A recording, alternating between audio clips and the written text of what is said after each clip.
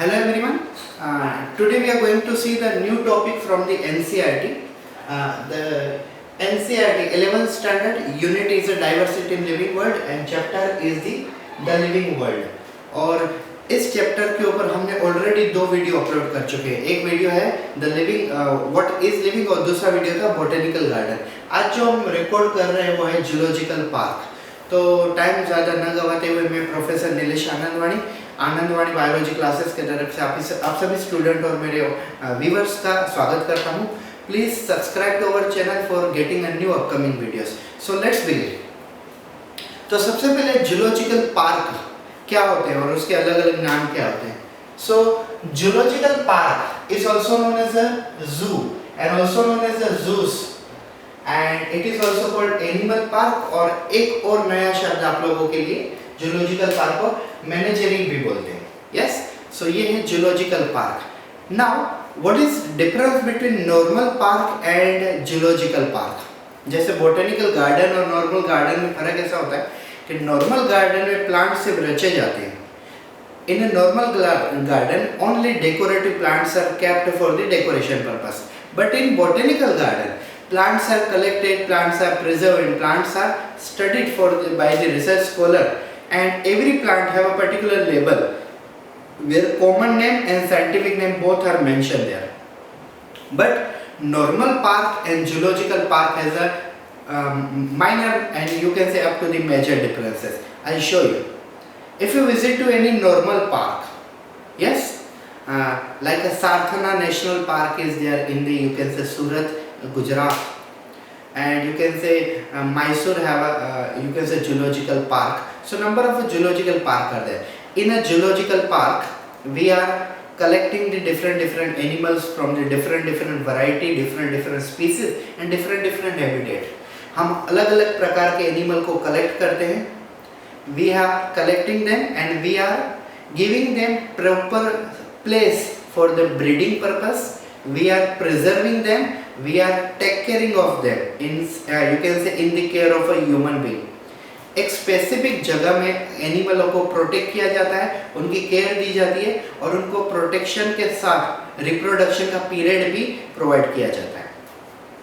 उन एनिमल का properly habitat और इकोलॉजिकल नीच भी स्टडी किया जाता है और इन एनिमलों का प्रॉपर फूड क्या है, ये सब चीज़ें ना जूलॉजिकल पार्क में हम स्टडी कर सकते हैं. हमारे एनसीईआरटी में जूलॉजिकल पार्क के लिए और इन्फॉर्मेशन दी नहीं गई हुई थी. जूलॉजिकल पार्क में मैंने खुद ने 27 से 28 नेशनल जूलॉजिकल पार्क विजिट किए हुए हैं. तो जूलॉजिकल पार्क के लिए कुछ बेसिक हिस्ट्री दी हुई है यहाँ पे हमने. द ओल्डेस्ट जूलॉजिकल पार्क और oldest zoo in the world is a Tiergarten Schönbrunn and this is found in Vienna, Austria. The oldest zoo in the world is a Tarjantan Schönbrunn and it was found in Vienna, Austria, and it was constructed by the scientist called the person called as Adrian van Stickoven in the 1752. When the word zoological park comes, it always concerned with the zoology, because zoological park where we are caring the plant animals, we are protecting the animal, and study of animal comes under the zoology. So it is simply the applied branch of a zoology in which we are protecting the animal. Nowadays it was in the research, you can say research, it was found that some places where you can say fossils of animals were found, it was concluded that might be there was a zoological park. But previously there was no zoological park, it was a wildlife sanctuary. हाँ, wild life sanctuary को ये जो portion है वो काफ़ी बहुत बड़ा portion होता है, क्योंकि वाइल्ड लाइफ सेंचुरी ऑलमोस्ट हम इन्वायरमेंट के चैप्टर में हम डिस्कस करते हैं. जैसे हम बोलते हैं डाइवर्सिटी चैप्टर्स, तो वो जो डाइवर्सिटी इन्वायरमेंट से रिलेटेड डाइवर्सिटी उसमें हम वो डिस्कस करते हैं, ना कि इस चैप्टर के डाइवर्सिटी में. तो you can say zoological park and you can say wild life sanctuary has a totally different. आप सिर्फ सिंपल में एक शब्द में समझ लो कि एनिमलों को अगर उनके घर के अंदर जाके आप प्रोटेक्ट करते हो तो वो होता है wild life sanctuary.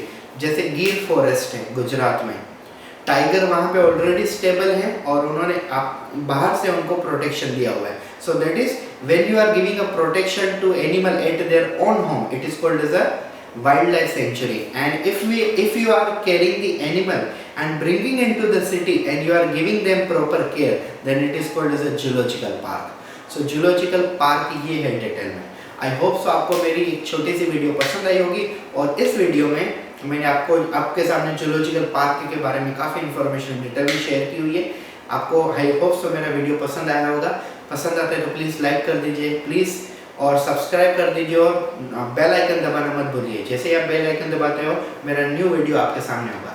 Friends, dear students, मैं आप लोगों की नीट की प्रिपरेशन इस वीडियो के माध्यम से भी करा लूँगा क्योंकि मैंने 11th स्टैंडर्ड का पहला चैप्टर में से तीन वीडियो अपलोड कर दिए. 3 वीडियो मेरे 1-2 दिन में आ ही जाएंगे और उसके बाद हम इसके ऊपर कौन कौन से MCQ आते हैं वो भी हम डिटेल में डिस्कस कर लेंगे. वो भी हम यूट्यूब के थ्रू ही कर लेंगे और इससे 38 आउट ऑफ 38 चैप्टर में आपको डिटेल में करवा लूँगा. वो भले excretory product and there elimination क्यों ना हो, हार्मोनल कोऑर्डिनेशन क्यों ना हो, जेनेटिक्स क्यों ना हो, इवोल्यूशन क्यों ना हो, कोई भी चैप्टर क्यों ना, हम डिटेल में सब देखेंगे.